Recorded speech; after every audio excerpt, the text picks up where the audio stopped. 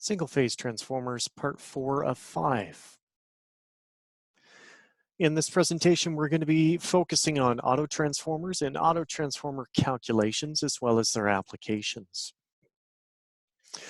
Autotransformers, as everyone knows, are constructed from Otto, from The Simpsons, plus Transformers, in this case, Bumblebee, who is, I believe, an Autobot. Autotransformers have no electrical isolation between the primary and secondary windings. And this can lead to higher fault currents, which at times is not of concern and other times is of prime concern. Autotransformers are also smaller in size than an identical kVA rated isolation transformer. And so below, what we have is two illustrations of transformers. One's a standard isolation, and so there's that core in the middle and no electrical connection between the primary and secondary. And then here's an autotransformer, and there is no separation electrically from the primary and secondary. They usually refer to the windings not as primary and secondary, but in a different fashion. Usually there's a common and a series winding. There's two different ways that we can see autotransformers out in the field. The first way would be by taking a standard isolation type transformer and field connecting it as an autotransformer. And so there's some transformers that are intended to be connected like this and that there is a particular application for. On the other hand, there is then a manufactured autotransformer, and so it comes to us already in autotransformer formation. Autotransformers can be set up for step up or step down applications, much the same as an isolation transformer. They can be seen in high bay, high-intensity discharge lighting ballasts, where they are used to provide multiple connections for different voltages, as well as connection through the igniter and capacitor to our light socket. So an autotransformer, most often with this application, is to provide a very simple, easy access to different voltages. It can also be used for lighting circuit applications to provide a common neutral, and it's a cost-effective means of providing distribution for lighting. There are some restrictions with autotransformers in that they do not have the ability to be deployed in every installation. And Section 26 of the code will outline some of those restrictions. Finally, you'll see autotransformers in the form of variable AC supplies. And this is, again, a very cost-effective way of varying the voltage precisely in a very analog formation so that you can adjust it as much or as little as you desire with the knob. For most applications, autotransformers will be used in manufacturing or industrial settings to provide a different voltage for a piece of specialty equipment. So most often where we see autotransformers deployed is where a piece of equipment comes in from a different country or a different region. It has a different voltage from what our available nominal system voltage is, and it is cheaper to put in a single autotransformer to bump the voltage up or down a little bit than it is to put in a mutual induction transformer. So for an individual piece of equipment, an autotransformer is a desirable approach. So what is the concept behind an autotransformer?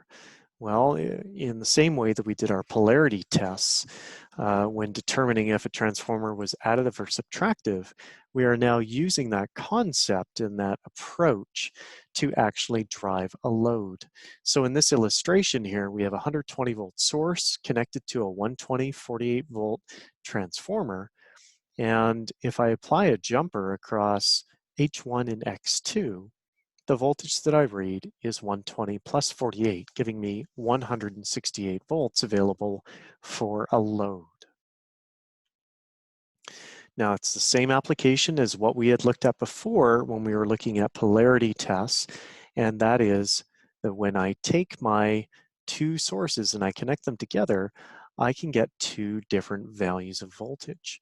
So notice how I've added in there the transformer terminal markings at the bottom beside the sources. Although they're DC, it still gives you an idea as to what the different possible combinations could be.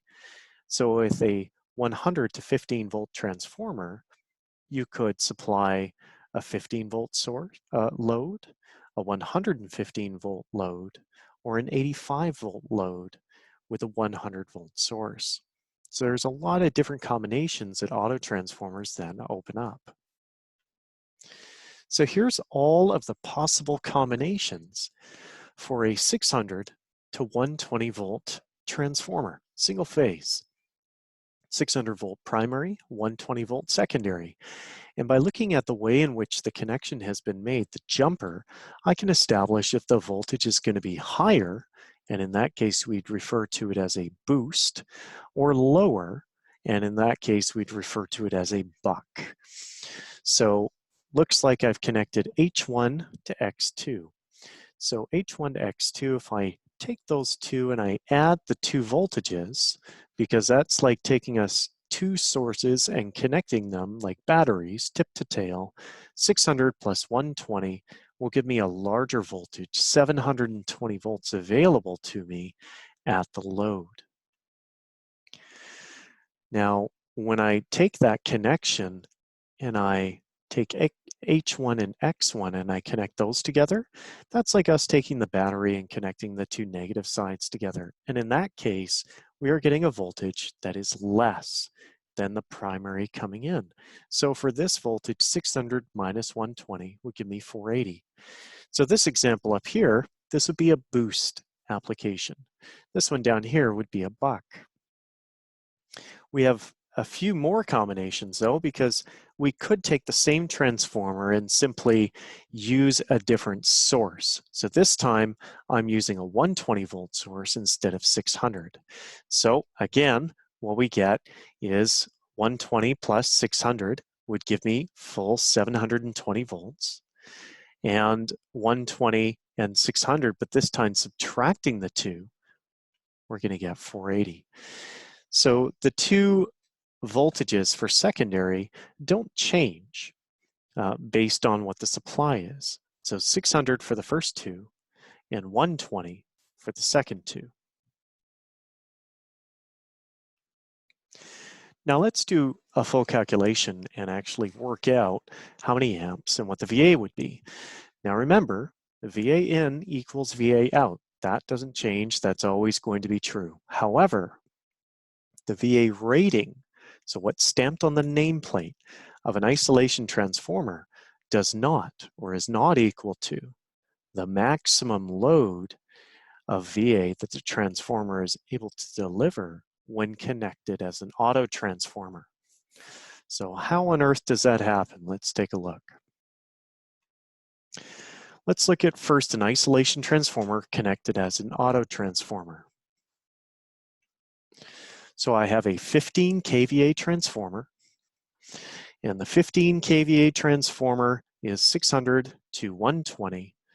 And what we've done here is I've just done an initial calculation of 125 amps on the secondary, which would then render, well, 120 volts times 125 amps would give me 15,000 VA maximum load for this arrangement of transformer. So what if I were to take this transformer and connect it in auto? If I connect it in auto, I'm choosing just to connect it in auto in this arrangement here, which is the same as the first example, which we know is going to then elicit 720 volt secondary voltage, because 600 plus 120 will give me 720. Let's take a look now at what value of current I could deliver while driving a 720 volt load. So the rating of the current through this coil will not have changed from its connection originally as an isolation.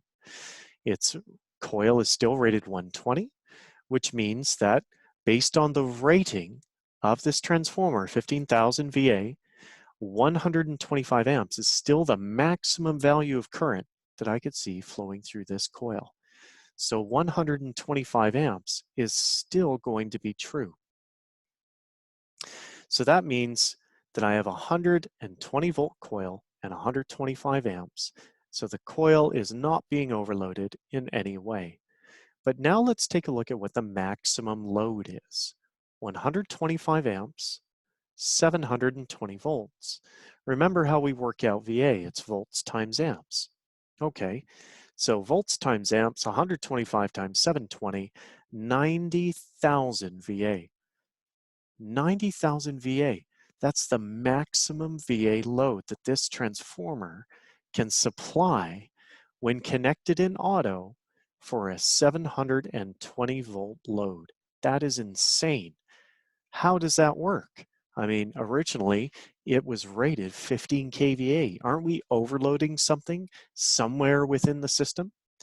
So I think at this point, we probably realize that the secondary winding is not being overloaded in any way, right? It is 125 amps, it's 120 volts. There is no additional feature here that would introduce any sort of problem that we need to be aware of. So let's look at the primary then and just follow this example all the way through to prove that nothing is getting overloaded. So on the primary, if we look at the primary, 125 amps was for this transformer, 90,000 VA, and 125 amps is flowing in and out on both of these conductors and also through this jumper, right? So remember, with VA on a transformer, the VA in equals the VA out. At this point, although I agree it is a 15,000 VA rated transformer, it is able to deliver far more. So the first thing we're going to do is we're going to take the VA that's being used by the load of 90,000 and we're going to divide it by the incoming supply voltage of 600. And that gives me a 150 amps. So 150 amps would be present on this conductor and also on this conductor here, 150 amps. But then there's a node and a terminal and a difference of direction. There's two different paths for current to flow on. So 150 amps flows into the junction, 125 leaves the junction. So then how many amps would be flowing within the primary coil? And the answer would be 25 amps. So if we take our 15,000, our original VA rating of the transformer, and apply it with the 600 volts, we get 25 amps. And if we apply Kirchhoff's current law, 150 minus 125 equals 25 amps, it goes to prove that nothing is being overloaded in the circuit. So the key to calculating autotransformer values is to first start on the secondary. You start on the secondary, you work out what the maximum load is based on the current and voltage, and then you work your way back to the primary to prove and to determine what the primary current would be in the primary circuit. So for this application, 90,000 VA would be able to be driven by this 15 kVA rated transformer. And this really is the reason why autotransformers are much smaller. A 90 kVA transformer would be almost 10 times the size of this typical 15 kVA mutual induction transformer. So autotransformers give us a significant cost savings. Physically smaller because there's physically less copper and a smaller core in that transformer. Let's take a look at a manufactured autotransformer calculation. These, by contrast, are going to be much more straightforward than what we typically see with a mutual induction connected as an autotransformer.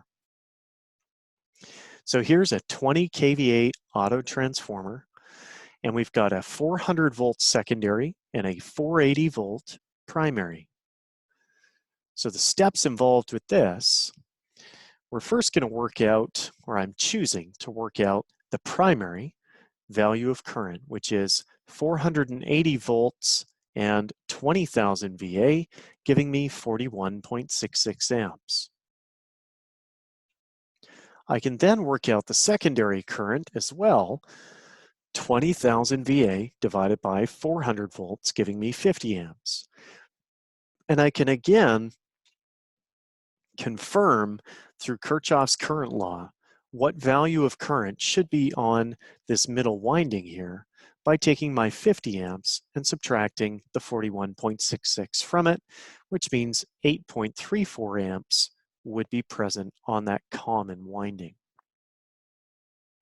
So a standard autotransformer manufactured as such is much more straightforward and a much clearer and more simplistic calculation. For this particular arrangement, for the autotransformer, its rating is equal to what its maximum load is. So 20,000 VA in is equal to 20,000 VA out. Now, there are some disadvantages, and we have spoken briefly about the electrical isolation not being there from primary to secondary, but also of concern is if one of the windings were to break in that autotransformer. So let's see what that looks like if we were to break one of the windings. What we're doing is comparing the difference between an isolation transformer and an autotransformer. In an isolation transformer, it really doesn't matter where the break is. If I have a break in any of the windings, anywhere, the voltage across the load drops to 0. Doesn't matter if it's step up, step down, standard, just 1-to-1. If the break is in the primary or the secondary, we get 0 volts across the load. Notice with an autotransformer though, same rating, 12 kV to 120, right? 12 kV to 120. I have a break in this common winding. Look what happens. The load is now exposed to the full 12,000 volts from the primary. Now, it really is quite a hazard to that load, depending on what it was. If I had a break in the series winding instead, then of course it would not be nearly as dangerous and the voltage would drop to 0. But this is quite a cause for concern, quite a safety hazard. And that brings us to the end of our presentation on autotransformers. Hope it gave you a better understanding of their concept and application.